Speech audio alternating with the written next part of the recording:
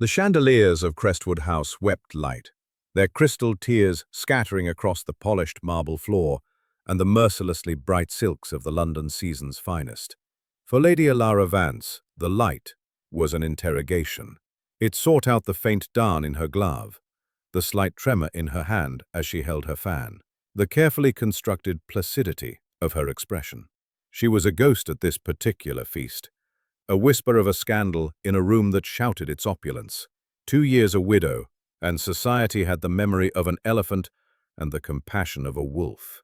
The whispers followed her as she moved to the edge of the ballroom, a ship seeking a quiet harbor.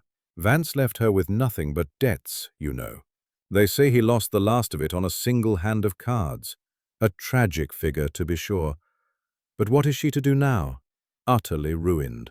The words were like tiny, poisoned darts, not potent enough to fell her, but each one left a stinging welt on her pride. She had learned to absorb them, to let them pass through her as if she were smoke. It was a skill one acquired when one's name was tied to disgrace. Her husband, Arthur, had been charming, handsome, and as hollow as a spun sugar bird. He had courted her with poetry and promises, and she, young and naive, had believed in the fairy tale. The reality had been a slow, agonizing disillusionment, a chipping away of her inheritance and her heart, until both were bankrupt. His death in a reckless carriage race had been the final, grand, foolish gesture of a life lived without consequence. He had left her with a mountain of obligations, and a name that prompted either pity or scorn, and she was never certain which was worse.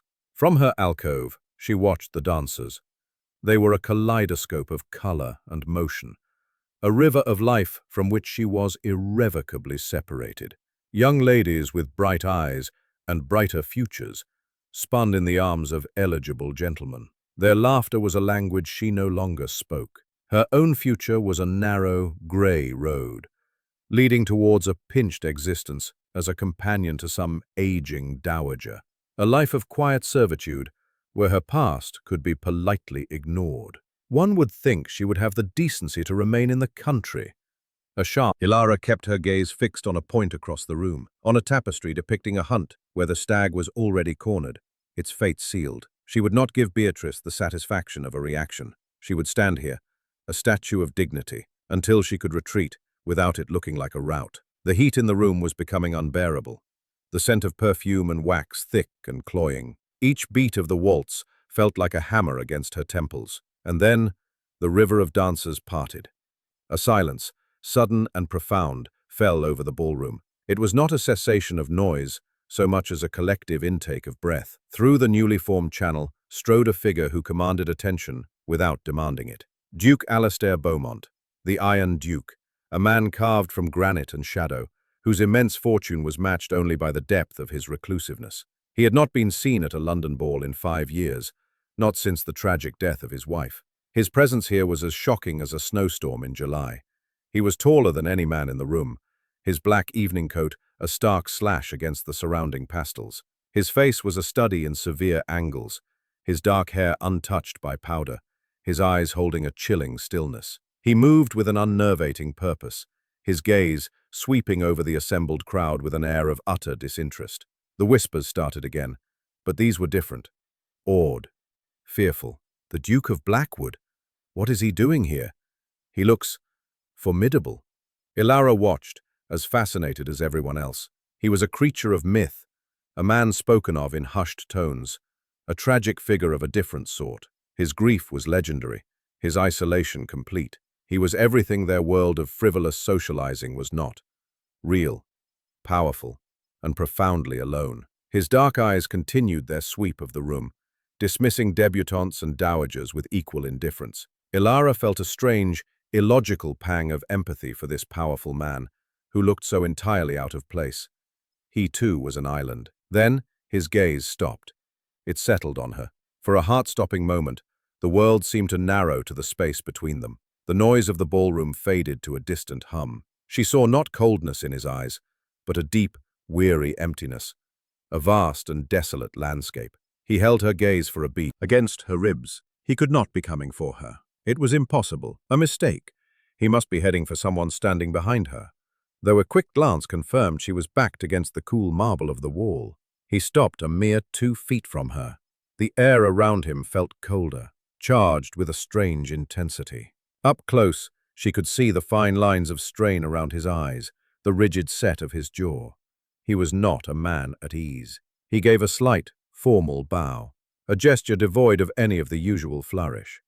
His voice, when he spoke, was a low, resonant baritone, as devoid of warmth as a winter cavern. "Lady Vance," he said, his use of her name confirming this was no mistake. "Will you dance?" The question hung in the impossibly silent air. A dance? He, the Iron Duke, who had not danced in half a decade, was asking her, the ruined widow, the subject of mockery. It was a flight of fancy, a fever dream. She looked past him and saw hundreds of eyes fixed upon them, a constellation of shock and envy and utter confusion. Lady Beatrice's face was a mask of incandescent fury. For a moment, Ilara could not find her voice. Her throat was tight, her mind reeling. To refuse would be an insult of unthinkable proportions. To accept would be to step into the center of a storm she could not begin to comprehend. But in the Duke's unblinking gaze, she saw a flicker of something. Not kindness, but perhaps resolve. It was as if he were issuing a command, not an invitation. Taking a shallow breath, she found her composure. She gave a small, graceful curtsy. "Your Grace," she replied, her voice steadier than she felt. "I would be honored." Retaliation. He offered his arm. His gloved hand was firm and cool as he took hers. As he led her onto the dance floor, the orchestra, recovering from its own shock, hesitantly began a new waltz. The other couples seemed to melt away, leaving the vast central expanse of the floor to them alone. He placed a hand on her waist, and the contact was like a brand of ice through the thin fabric of her gown. His posture was perfect, his movements precise and economical. He did not smile. He did not speak. He simply danced. Ilara followed his lead, and touched her. As the final notes of the waltz faded, he led her back to her alcove, the crowd parting before them once more. He bowed again, the same stiff, formal gesture. "Thank you, Lady Vance." And then he was gone. He turned and strode from the ballroom without a backward glance, leaving a wake of bewildered silence, and Ilara standing, heart pounding, in the most conspicuous solitude she had ever known. The interrogation of the lights seemed to have ceased. Now they felt like a spotlight. The following morning, a footman in the severe gray and black livery of the House of Beaumont delivered a note to her modest, rented rooms. The thick vellum felt heavy in her hand, the ducal seal an intimidating crimson wax. Her maid, Martha, a woman whose loyalty had weathered every storm of Ilara's recent life, watched with wide, anxious eyes. "Obierno, from the Duke, my lady?" she whispered, as if the name itself were a thing to be revered. Ilara broke the seal, her fingers unsteady. The note was brief, its script as stark and angular as the man himself. "Lady Vance, I request your presence at my London residence at 2 o'clock this afternoon. A matter of mutual interest. Beaumont." It was not a request, it was a summons. A matter of mutual interest. What interest could she possibly share with the Duke of Blackwood? The dance had been a riddle, and this note was but another, more perplexing clue. Speculation was a pointless exercise. She would simply have to go and face whatever strange fate awaited her.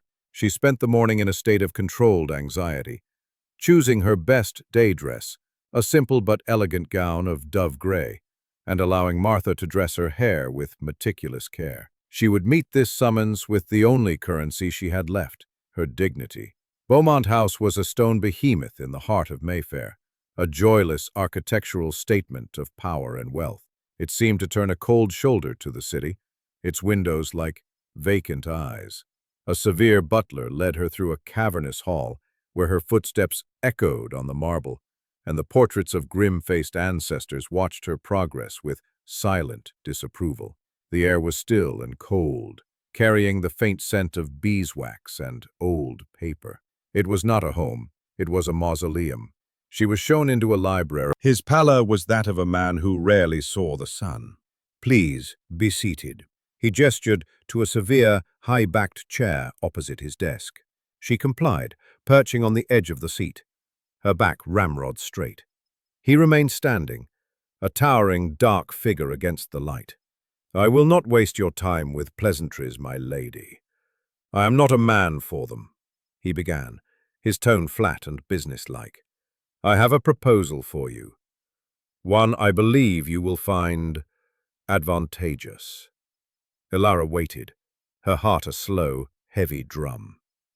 I am aware of your circumstances, he continued, without a trace of pity or judgment. It was a simple statement of fact. The debts left by your late husband, your precarious social standing. The bluntness of it should have stung, but coming from him, it was merely clinical. He was dissecting her life with the detached precision of a surgeon. I require a duchess, he said. I have a daughter, Rosalie.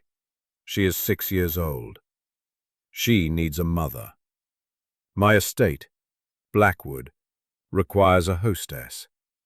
I have responsibilities that my personal inclinations have led me to neglect. I intend to rectify that. Elara stared at him, trying to process the implication. He could not possibly mean what she thought he meant.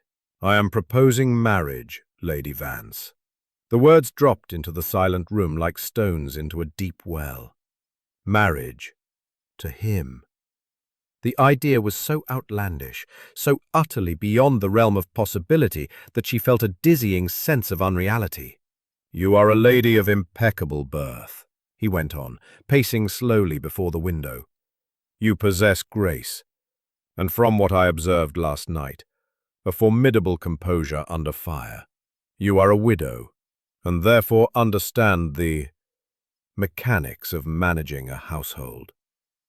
You require financial security and a restoration of your position. I require a wife who will perform her duties with dignity and discretion. It is a practical solution for us both. He stopped and faced her, his eyes holding hers. Let me be exceedingly clear. This would be a marriage in name and in function only.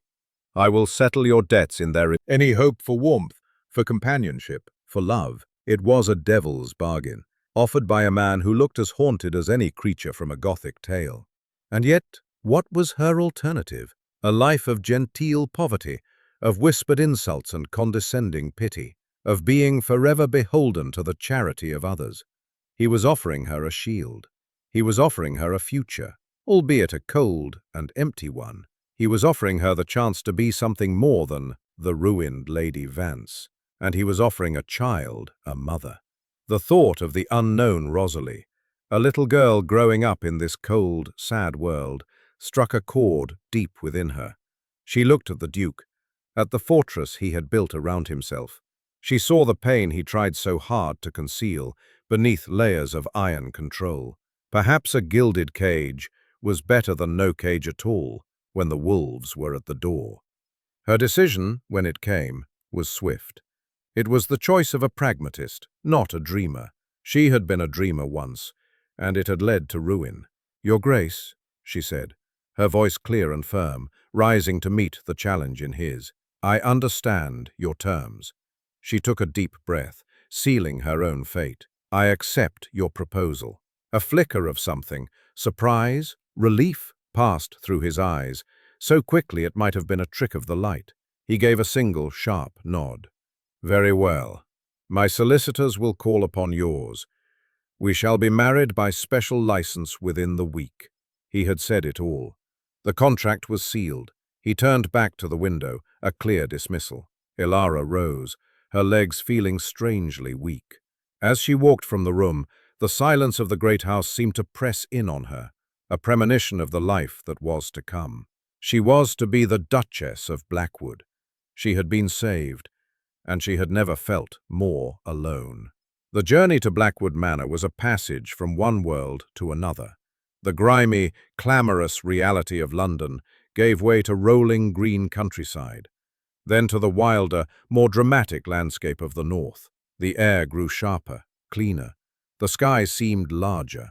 As the carriage turned onto the private road leading to the estate, ancient oaks formed a dense canopy overhead, plunging them into a tunnel grown from the very rock of the hillside it occupied. Its mullioned windows were like countless eyes, its many towers and gables piercing the sky like jagged teeth. It was magnificent, imposing, and utterly devoid of welcome. A wreath of mist clung to its upper reaches, as if the house itself was sighing a mournful breath into the cool air. Pathetic fallacy, she thought wryly. The house wore the same expression as its master. As the carriage crunched to a halt on the gravel drive, the great oak doors swung open. A line of servants stood assembled in the entrance hall, a silent, black and grey-clad army. At their head was a severe, rail-thin woman, with hair pulled back so tightly it seemed to stretch the skin of her face. Her expression was one of stern disapproval. The Duke stepped out of the carriage and turned to hand Ilara down, his touch brief and impersonal. "Ilara, this is Mrs. Croft, my housekeeper," he said, his voice flat. "Mrs. Croft, this is your new Duchess." The housekeeper curtsied, a stiff, grudging motion. "Your Grace." Her eyes, small and dark, raked over Ilara, cataloguing her simple travelling dress, her unadorned bonnet, her lack of a personal entourage, save for the faithful Martha, who was now being helped down from the luggage coach. The assessment was clearly not favourable. "Mrs. Croft will show you to your rooms," the Duke said, already turning away. "I have work to attend to in my study." And with that, he was gone, striding down a long, dark corridor without a backward glance, swallowed by the shadows of his own home. So, this was to be her life. A formal introduction and an immediate abandonment. Ilara squared her shoulders, lifting her chin. She would not be intimidated by a house or its servants. "Mrs. Croft," she said, her voice calm and clear, "if you would be so kind." The housekeeper's lips thinned. "This way, Your Grace." The tour was a chilling affair.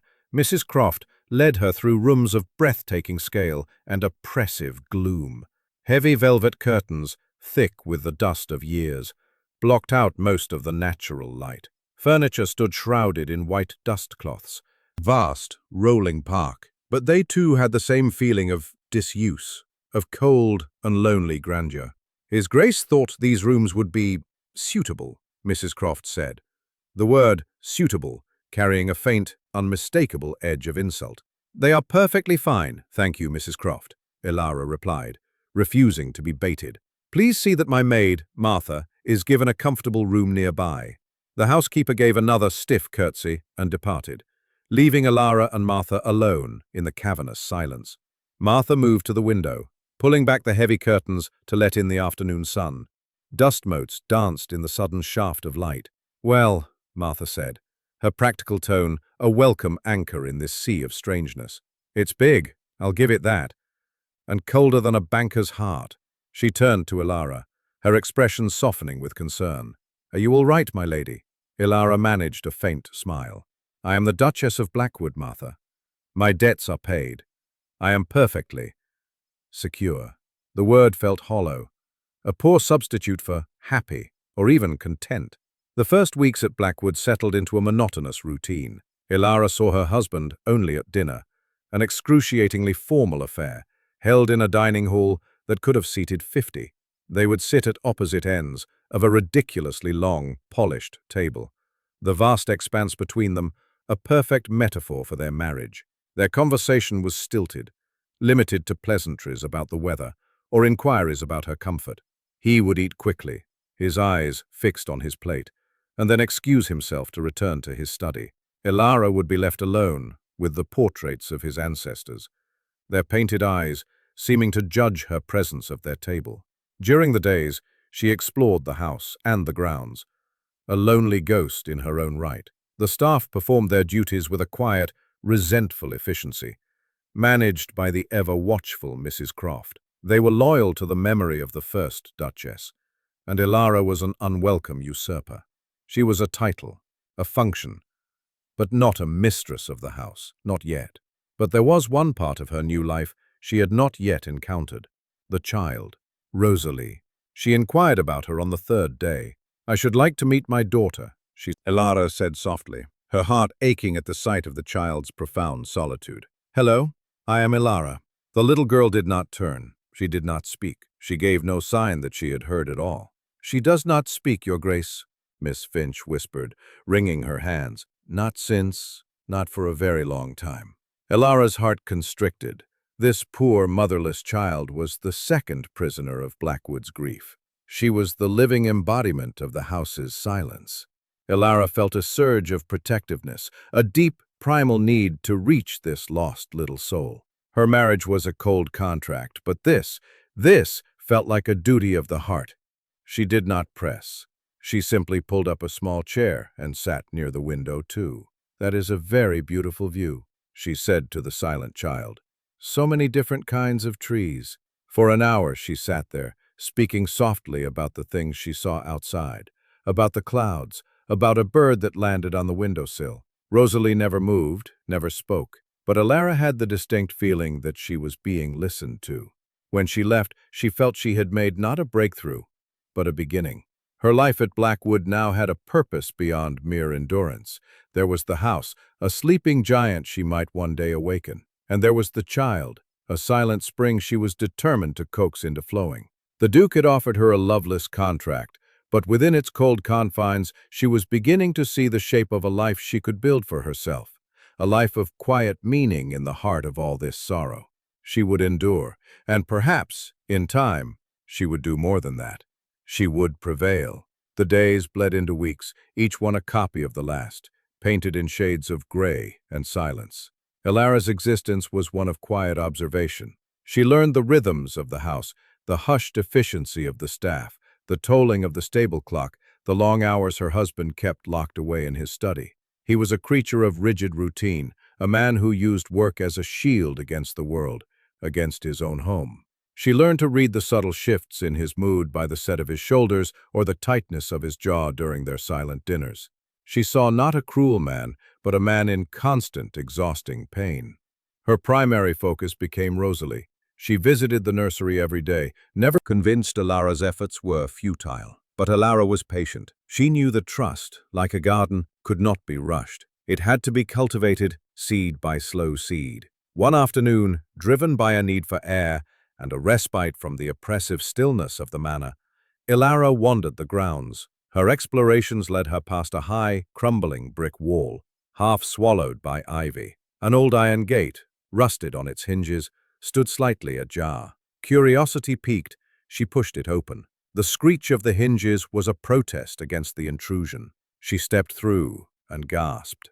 Before her lay what must have once been a place of staggering beauty. It was a rose garden, or the ghost of one. An acre of land, laid out in a formal, intricate pattern of beds and pathways, was now a tangled wilderness. The skeletons of climbing roses clung to collapsed trellises. Weeds choked what were once pristine flower beds. A stone sundial in the center was green with moss. Its motto, "I count only the sunny hours," a cruel irony in this place of shadow and neglect. Yet, even in its decay, there was a heartbreaking beauty. A single, defiant rose, a deep, velvety crimson, had bloomed on a gnarled, untended bush. It was a spot of vibrant life in a sea of death. This garden, she realized, was the heart of Blackwood. It was a perfect, aching metaphor for the family that lived within its walls. Once beautiful, now left to ruin by a grief too deep to manage. A sudden, fierce resolve took root in her heart. She would bring it back. She would tear out the weeds, prune the dead wood, and coax life from the dormant soil. It was a task of immense proportions, a seemingly impossible one. But the thought of it filled her with a sense of purpose she had not felt in years. This would be her sanctuary, her project. This was something she could mend. The next day, she sought out the head gardener, a gnarled, elderly man named Mr. Abernathy, whose face was as weathered as the bark of an old oak. He was surprised to see her in his potting shed, a place no duchess had likely ever set foot. "Your Grace?" he asked. his voice thick with a country burr. "Mr. Abernathy," she said, getting straight to the point, mixture of disbelief and a dawning, reluctant respect in his eyes. To see a lady, a duchess, proposing to dirty her hands with common soil was unheard of. But he saw the determination in her face. He gave a slow, creaking nod. "As you wish, Your Grace."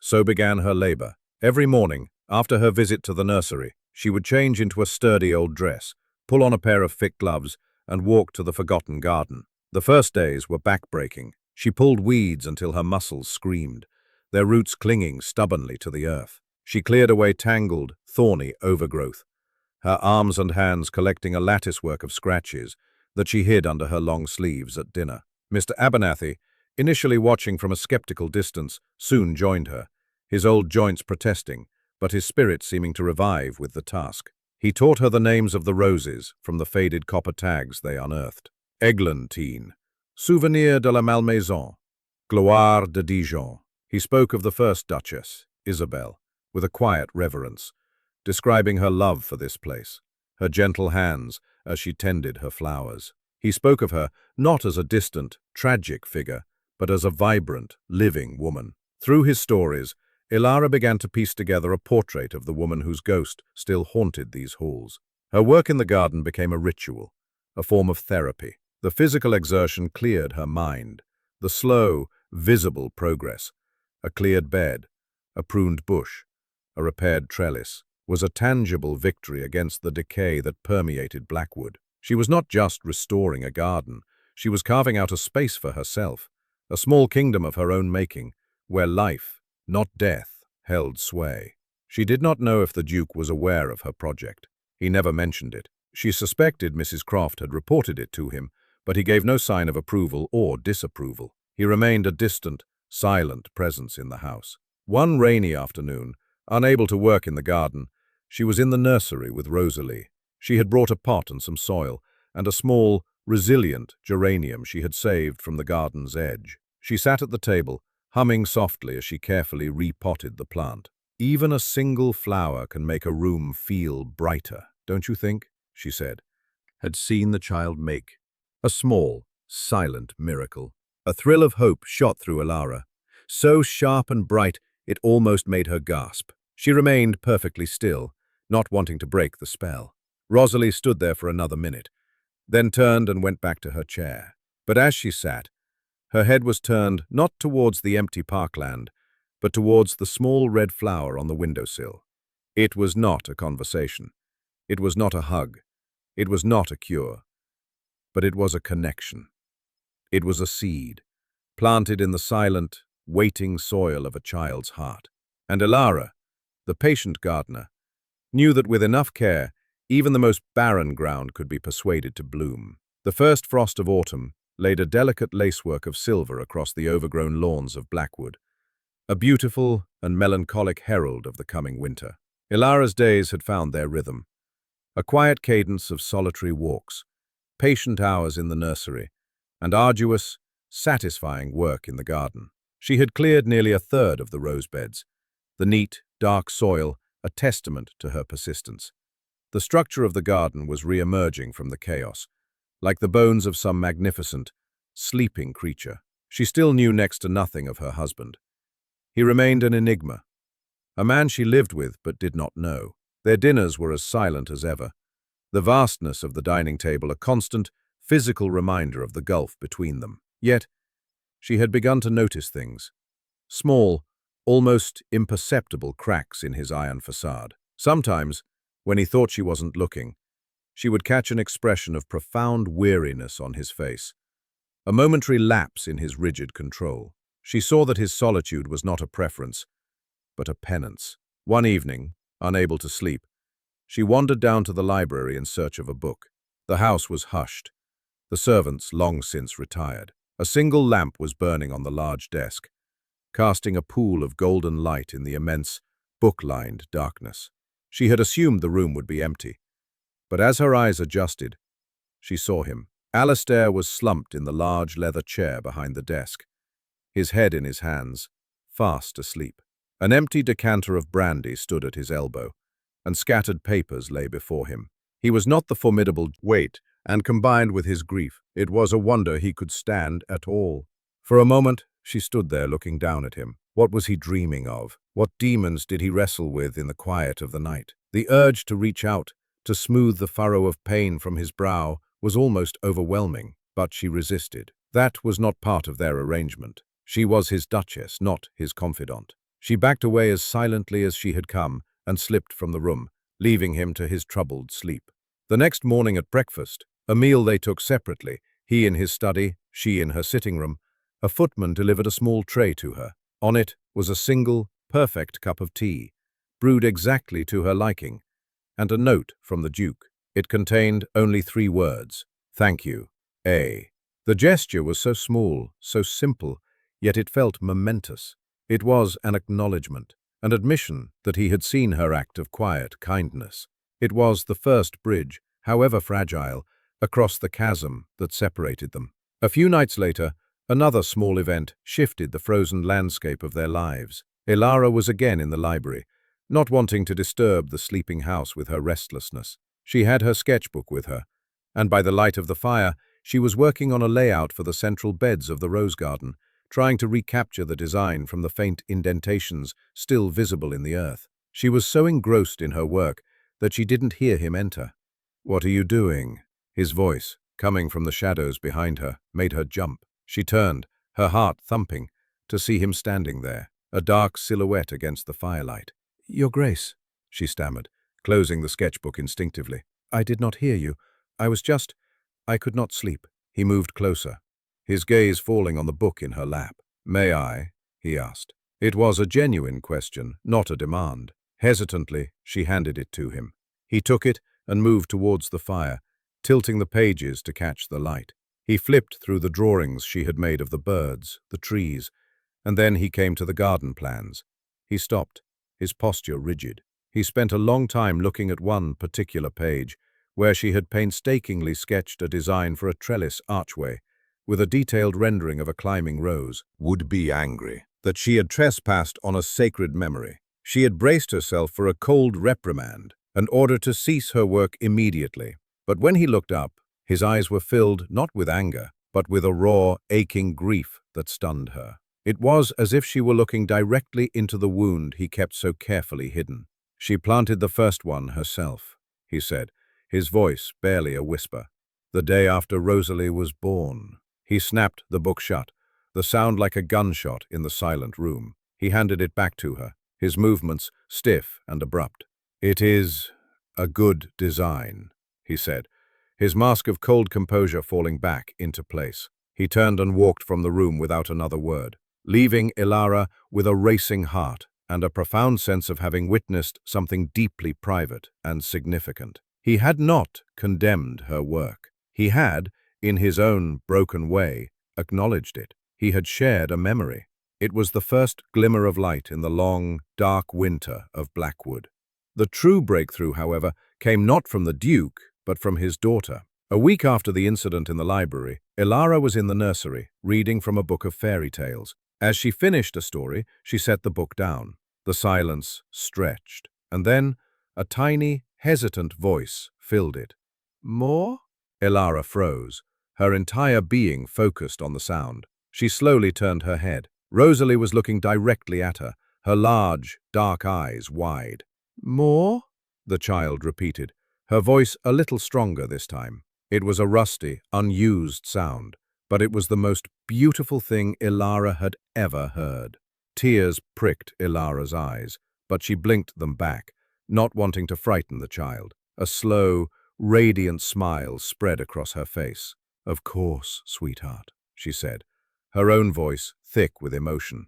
"More." She picked up the book and began to read, but she wasn't seeing the words on the page. She was seeing the face of a little girl, a flicker of light returning to her eyes. That night, when Martha came to help her dress for dinner, she found Elara by the window, a single, clumsily drawn picture of a red flower clutched in her hand. Rosalie had silently given it to her just before she left the nursery. Preoccupied, or perhaps simply too weary of social conflict, to refuse his late wife's cousin, Beatrice had swept into the house like a conquering general, her voice echoing in the quiet halls. her vibrant, fashionable gowns a garish affront to the manor's somber palette. From the moment she arrived, Beatrice made her purpose clear: to assess, undermine, and, if possible, expel the new Duchess. Her greetings to Ilara were laced with a cloying, insincere sweetness that was more insulting than open hostility. Presumption.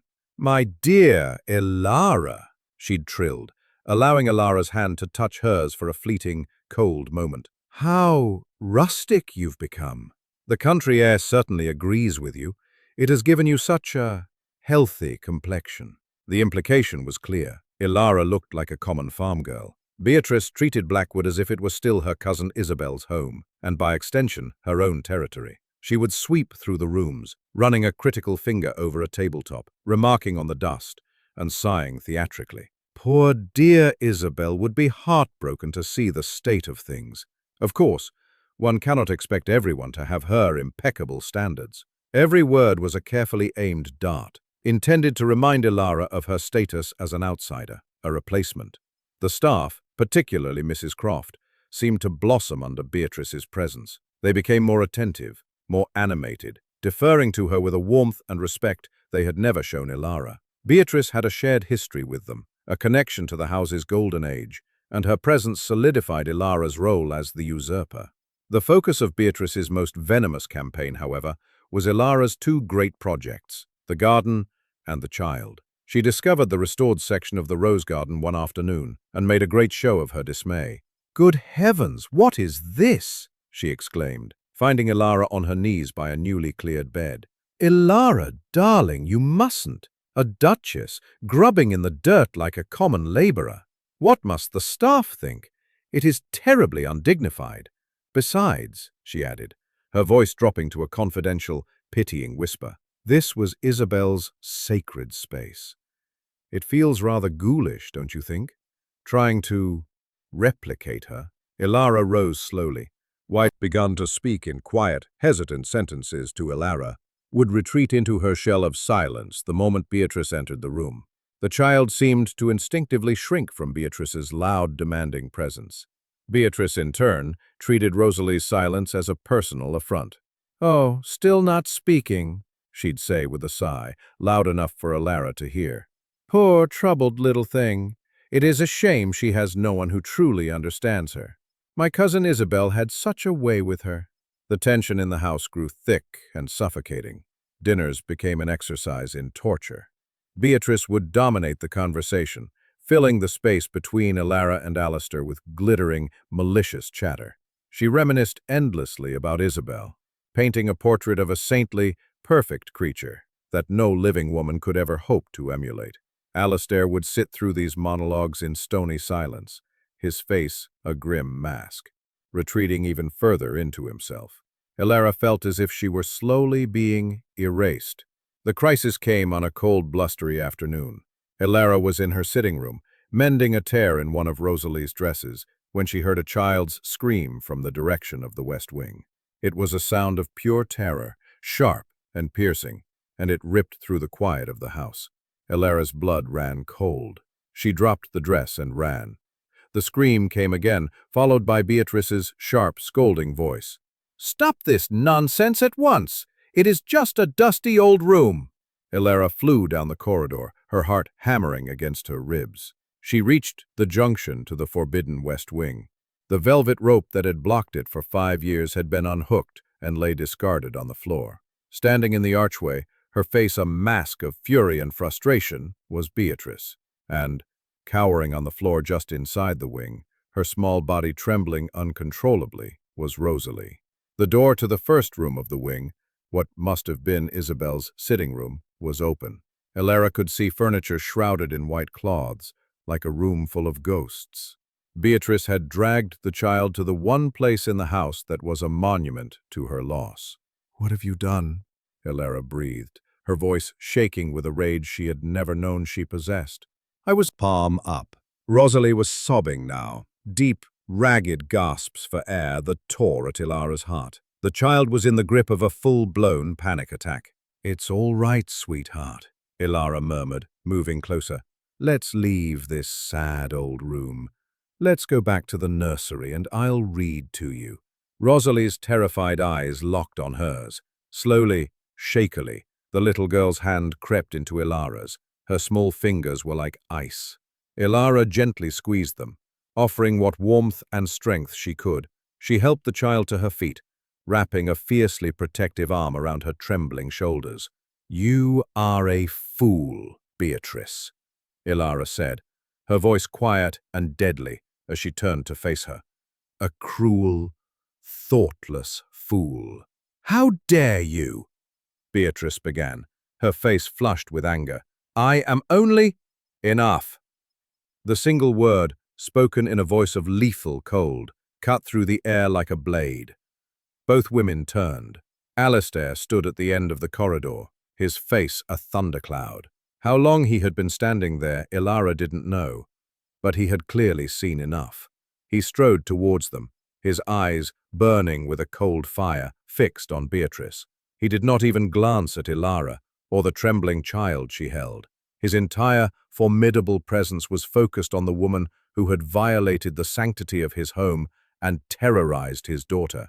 "You will go to your room, Beatrice," he said, his voice dangerously low. "You will pack your things. My carriage will be ready to take you back to London within the hour. You will not set foot in this house again." Beatrice's jaw dropped. "Alistair, you cannot be serious. I was only trying to help the child."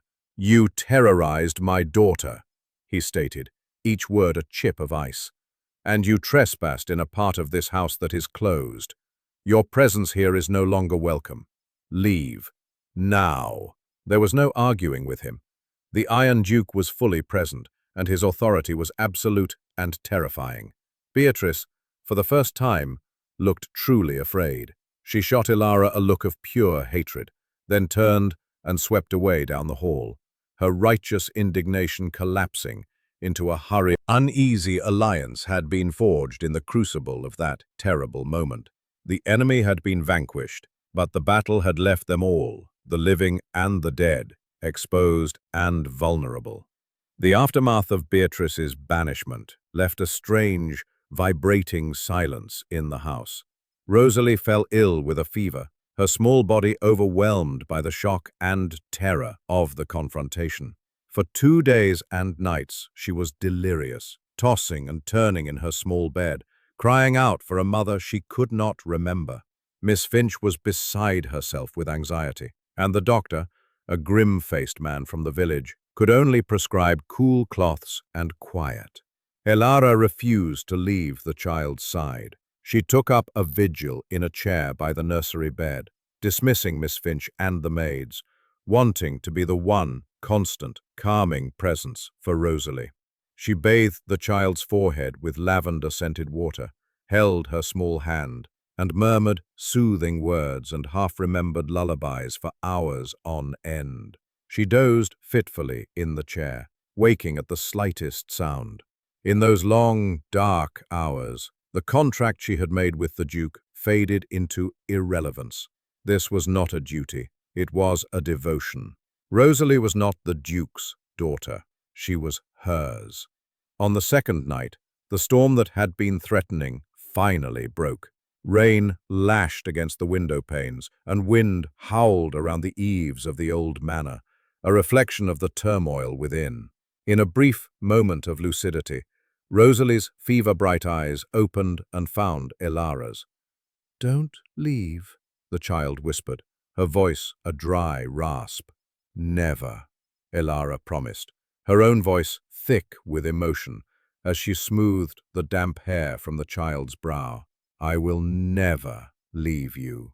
Rosalie's eyes drifted shut again, and she fell into the first peaceful, healing sleep she'd had since the ordeal began. Just before dawn, the door to the nursery creaked open. Ilara, who had finally fallen into a deeper sleep in her chair, didn't stir.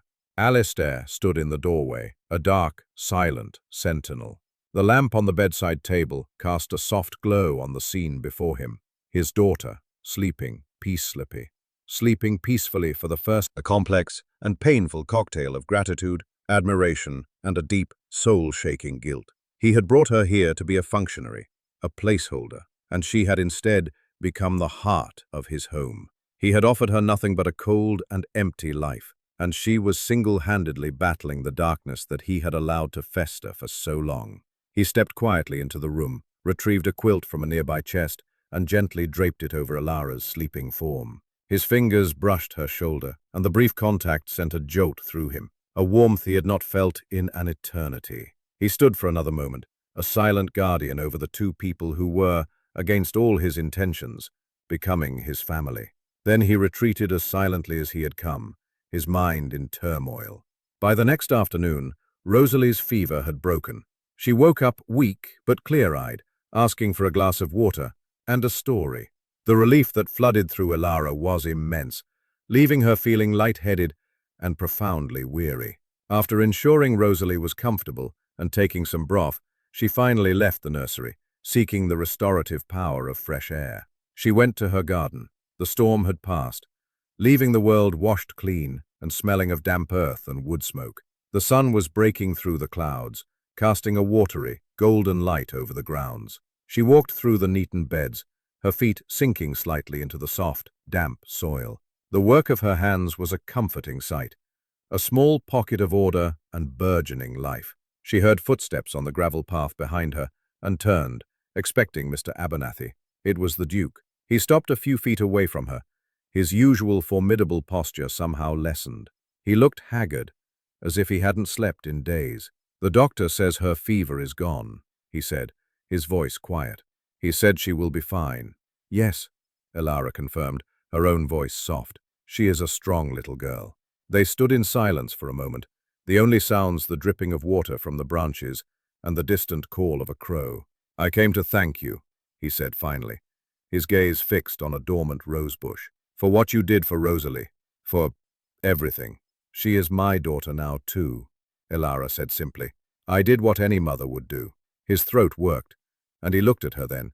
His eyes described their early marriage, full of a youthful, if somewhat shallow, affection. He admitted his own ambition, his focus on his duties and his title, how he had often been emotionally distant, believing he was providing for her in the only way that mattered. Then he spoke of the stillbirth, a son. They had been devastated, but while he had thrown himself back into his work, using it as an escape, Isabel had fallen into a deep and profound melancholy from which she could not escape. "I didn't understand it," he confessed, his voice cracking. "I thought it was a sadness she would recover from. I told her to be strong. I was a fool. I was impatient. I saw her suffering as a weakness, a failure." His self-loathing was a palpable thing. "She tried to talk to me," he continued, his gaze lost in the painful memory. "But I didn't listen, not really. I offered her distractions, jewels, a trip to Paris, as if her grief were a boredom I could cure with trinkets." He finally looked at Ilara, his eyes swimming with unshed tears. "She did not simply die of a fever, as the world believes. That was a lie I constructed to protect her name, to protect my own pride." He paused, the final, terrible confession catching in his throat. "She took her own life, Ilara. Here, in this garden." She was found by the sundial. The horror of it washed over Ilara. The sundial, with its cheerful, mocking inscription. This beautiful, sad place was not just a place of memory. It was a place of death. "I found the note in her room," he whispered, his voice raw with a guilt that had been poisoning him for 5 years. "It said she could no longer bear the silence. My silence. She felt she was a disappointment to me, that she had failed to give me the air I so desperately wanted." He finally broke, the iron control shattering into a million pieces. A single tear traced a path down his stone-like face. "I did this to her. My coldness, my ambition. I drove her to despair. I locked the West Wing not as a shrine, but as a monument to my failure. I abandoned this garden because I could not bear to look at the place where she decided my life was better off without her in it. I failed her, and I have been failing our daughter ever since." He stood before her, the formidable Iron Duke utterly dismantled, revealing fingers were cold as stone, but they curled around hers, clinging to her touch as a drowning man clings to a lifeline. It was a simple gesture of human connection, a shared acknowledgement of unbearable pain. And in the quiet, damp garden, under the newly washed sky, it was everything. The confession hung in the air between them, a fragile, trembling thing. It had changed the very atmosphere of Blackwood, as if a long sealed window had been thrown open, letting in a painful but necessary light. Alistair's raw vulnerability had dismantled the last of the barriers Elara had erected around her own heart. She saw him now not as a duke, not as her husband by contract, but as a man drowning in a grief she was beginning to understand. Her own past with Arthur had not been a grand tragedy, but a slow erosion of hope. She knew what it was to live with a man's silence, to feel like a disappointment, to have her own needs and feelings rendered invisible. Her pain was different from his, a grief for a love that never was, rather than one that was lost. But it was a grief nonetheless. This shared landscape of sorrow created a new, profound intimacy between them, deeper than any physical touch. He did not pull his hand away. He held hers, his grip tight, as if he were afraid she might vanish. They stood like that for a long time in the quiet of the garden, two solitary figures finding a fragile anchor in one another. "The fault is not yours alone, Alistair," she said softly, using his given name for the first time. The sound of it felt both strange and perfectly natural, a sorrow that deep. "It is an illness of the soul. You cannot carry the weight of it by yourself. Pensions." He looked at her, his eyes still shadowed with pain, but with a flicker of something else now, a desperate, burgeoning hope. "You are very kind," he managed to say, his voice thick. "I am not kind," she replied, a faint, sad smile touching her lips. "I am merely familiar with ghosts." That evening, he did not retreat to his study after their silent dinner. He followed her to the drawing room, a place he had not set foot in since her arrival. He built up the fire himself, the crackle and flare of the flames chasing the gloom from the corners of the vast room. Crafted wooden bench. He carried it to the rose garden and placed it in a spot overlooking the section she had cleared, a place that caught the morning sun. He saw her watching and straightened up. "I thought you might like a place to rest," he said, a faint flush on his high cheekbones. The gesture was so unexpected, so deeply thoughtful, that it stole her breath. "Thank you, Alistair," she said, her voice softer than she intended. "It's perfect." It became their place. In the days that followed, he would often join her there for a short while in the late afternoon. He would sit on the bench while she worked, saying little, but his presence was a quiet comfort, a silent show of support. Sometimes he would ask Rosalie to join them, and the little girl would play nearby. Her laughter, a sound Elara was coming to cherish, tinkling in the crisp autumn air. The garden was no longer just Elara's sanctuary. It was becoming a place of healing for all of them. One afternoon, he found her staring at the sundial, her expression troubled. He came and stood beside her. "It feels wrong," she said quietly. "Its presence here, after what you told me." He nodded, his face grim. "I have thought the same thing 1,000 times." The next morning, 2 workmen from the estate arrived. Under the Duke's quiet direction, they carefully dug up the sundial and carried it away. In its place, Alistair and Mr. Abernathy planted a young weeping willow tree. It was a living monument, one that spoke not of time stopped, but of life continuing, of sorrow acknowledged and honored. The greatest turning point came a week later. After dinner, Alistair approached her, a heavy, ornate key in his hand. "Will you walk with me?" he asked, his voice low. She nodded, her heart beginning to beat a little faster. He led her not to the drawing room or the library, but down the long, dark corridor towards the forbidden west wing. He stopped before the great archway, its velvet rope now gone, and looked at her. "For 5 years," he said, his voice strained, "I have kept this part of the house, and my own heart, locked away. I thought I was preserving her memory, but I was only preserving my own pain. I was keeping ghosts alive to punish myself." He held up the key. "You have shown." A small table, a silken shawl was draped over a chair, but everything was covered in a thick, uniform layer of grey dust. The air was stale and dead. It was a perfect, heartbreaking time capsule of a life cut short. "We cannot live with a sealed tomb in the middle of our home," Alistair said, his voice firm with a new resolve. He walked to the heavy velvet curtains and, with a single, decisive movement, pulled them back. Sunlight, the bright, clear light of late afternoon, flooded the room, illuminating the clouds of dust his movement had disturbed. The dust motes danced and swirled, a million tiny galaxies in the sudden, brilliant light. It was a moment of profound, symbolic power. He was not erasing the past. He was letting the light in. He was choosing to move forward. He turned to her, his face illuminated, the shadows of the past 5 years seeming to recede. "I would like you to make this wing your own, Elara," he said. "Redecorate it. Change it. Make it a place of life again. Make it yours." The trust in that offer, the magnitude of the gesture, was overwhelming. He was handing her the keys to the most painful part of his past and trusting her to heal it. He was inviting her into the very heart of his grief, not as a witness, but as a partner in its transformation. Tears welled in her eyes, but these were not tears of sorrow. They were tears of a deep, burgeoning joy. "I would be honored, Alistair," she whispered. He stepped closer, and for the first time, he reached for her, not out of formality or a desperate need for an anchor, but with a clear, tender intention. He gently cupped her face in his hands, his thumbs stroking her cheeks.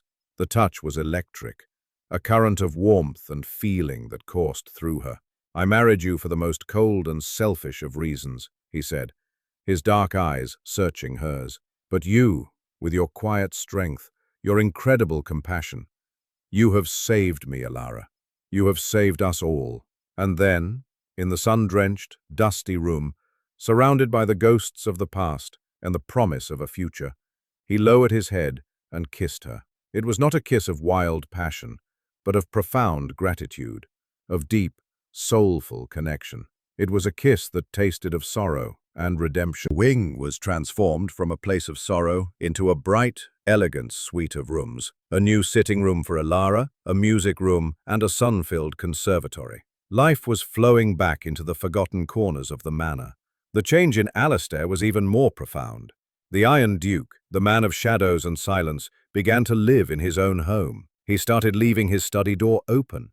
He took his meals with Elara and Rosalie, not at opposite ends of the cavernous dining hall, but at a smaller, round table Elara had moved into a cheerful breakfast room. Their conversations were no longer stilted or strained. They spoke of the estate, of books they were reading, of Rosalie's progress. He listened to his daughter's hesitant, growing chatter with an expression of quiet wonder, his eyes shining with a love he no longer tried to conceal. He and Elara spent their evenings together, often in the library, reading by the fire. A comfortable, easy silence grew between them, punctuated by shared smiles and quiet conversation.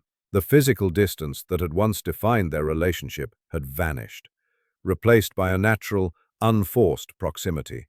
A hand brushing against hers as they reached for the same book, a shoulder leaning against hers on the sofa.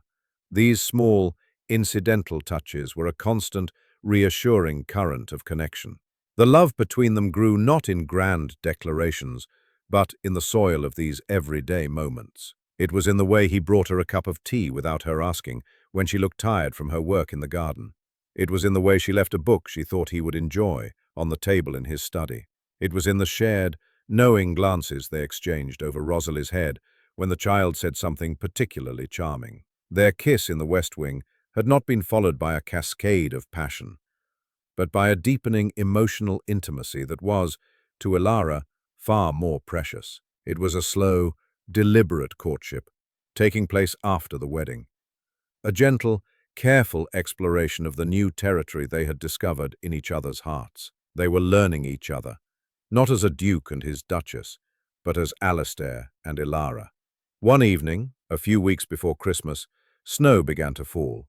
Thick, silent flakes that blanketed the world in white. They were in the library, the fire roaring in the hearth, casting a warm, dancing glow of brushing against hers as they both looked out at the transformed landscape. "Peace," he said, his voice low and thoughtful. "I had forgotten what that felt in this house. You brought it back, Elara." She looked up at him, at his strong, severe face, now so often softened by a smile or a look of tenderness. The formidable stranger she had married was gone, replaced by this man she had come to know, to respect, to love. The realization was not a sudden shock, but a quiet, certain truth that had settled deep within her. She loved him. This quiet, broken, beautiful man. As if he could read the thought in her eyes, he reached out and took her hand, lacing his fingers through hers. "When I asked you to marry me," he began, his voice a low, earnest rumble, "I told you I had no heart to give. I have never been more wrong in my life. I was a fool who didn't know his own heart was merely dormant, waiting for a patient gardener to tend to it." He turned to face her fully, his other hand coming up to cup her cheek. His thumb gently stroked her skin, and his dark eyes were filled with a raw, sincere emotion that made her breath catch. "My proposal was a contract, a loveless, practical arrangement born of my own despair. It was the most desperate act of a man who thought he had nothing left to lose. But you, my brave, compassionate Elara, you have dismantled every wall I ever built. You have filled my silent house with laughter. You have given my daughter back her voice. You have shown me that a heart can be broken and still learn to love again. Perhaps learn to love more deeply than it ever knew how." Tears welled in Elara's eyes as he spoke, each word a balm on the old wounds of her own past. "The terms of our arrangement are null and void," he said, his voice thick with feeling. "I cannot be your husband in name only. It is an impossible, unbearable thought. I love you, Elara. I love you with everything that I am, with every broken piece of me that you have so patiently helped to mend. I am asking now for a new arrangement, one of true partnership, of a shared life. I am asking you to be my wife." Unlikely of Winters, it was a declaration, silent and profound, that their life together was only just beginning. 1 year later, the Blackwood Rose Garden was a riot of glorious, fragrant life. Under a brilliant June sky, blossoms of every shade, crimson, blush, ivory, and gold, nodded in the gentle breeze. The air was thick with their sweet perfume. The new weeping willow at its center cast a dappled, moving shade, its branches dancing with a grace that spoke of healing and peace. On the bench Alastair had built, the Duke of Blackwood sat with his arm around his wife. Elara leaned against him, a book lying forgotten in her lap, her face tilted up to the warmth of the sun. Her expression was one of deep, serene contentment. Alastair looked down at her, his love for her a quiet, steady flame in his eyes. The stern, haunted man was gone forever, replaced by a man at peace, his features softened by happiness. Interrupted the quiet moment.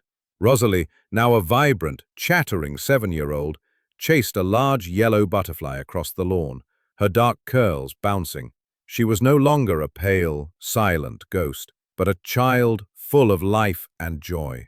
She stumbled and fell in a dramatic, giggling heap on the soft grass. "Careful, my love," Elara called out, her voice warm. Alastair chuckled, a rich, easy sound. "She is more resilient than she looks, like her mother." He squeezed Elara's shoulder, his use of the word mother deliberate and full of meaning. Elara smiled, her heart full. The transformation of Blackwood was complete. It was no longer a house of shadows, but a home filled with light, laughter, and love. The West Wing was now her favorite part of the house, its sunny rooms a testament to the power of new beginnings. The portraits of the grim-faced ancestors seemed to look down with something approaching approval now. Later that afternoon, they walked hand in hand through the garden, Rosalie skipping ahead of them. They stopped before a particularly beautiful bush, covered in pale, blush-hearted roses. "The Isabel rose," Elara said softly, touching a delicate petal. "It's thriving." Alastair nodded, his expression thoughtful, not pained. "The past is a part of us," he said, his portrait of a family. Not a family born of convenience or duty, but one forged in the fires of grief and rebuilt through patience, compassion, and a love that had been brave enough to grow in the most desolate of soils. The mocked widow and the Iron Duke had found their improbable happiness, a quiet, enduring love that was more beautiful and resilient than than any rose in their magnificent garden. Their future stretched before them, as bright and full of promise as the summer day. Dear listener, Zilide, isn't it a curious thing how we build walls around our hearts? We build them out of fear, out of grief, out of the painful conviction that to feel nothing is safer than to risk feeling pain again. Like Duke Alastair, we can become prisoners in the grand, lonely manners of our own making, locking away the rooms where memories live, believing that what is out of sight can be kept out of mind. We tell ourselves that our hearts are not part of the bargain of daily life, that we can function on practicality and duty alone. But, as Ilara's story shows us, the human heart is a resilient, patient gardener. It knows that even the most neglected ground holds the potential for life. Her story is a quiet reminder that healing rarely comes from grand, dramatic gestures. More often, it comes from the steady, patient work of showing up. It's in the simple act of sitting with someone in their silence, of tending to the small, forgotten things, of bringing a single flower into a grey room. It is the courage to offer a hand to someone who has forgotten how to reach out. So many of us walk through the world feeling like Ilara at that first ball, judged, misunderstood, defined by our past misfortunes. We learn to stand tall against the whispers, to wear our dignity like armor. But what this story so beautifully illustrates is that our greatest strength isn't just in our endurance, but in our compassion. It's in our ability to look at another person's fortress of solitude and see not a threat, but a cry for help. It's the choice to see the broken man behind the iron mask and to offer kindness instead of judgment. Perhaps there is a neglected garden in your own life, or in the life of someone you know, a place of forgotten beauty, left to ruin by a pain too deep to manage. Don't be afraid to push open the rusty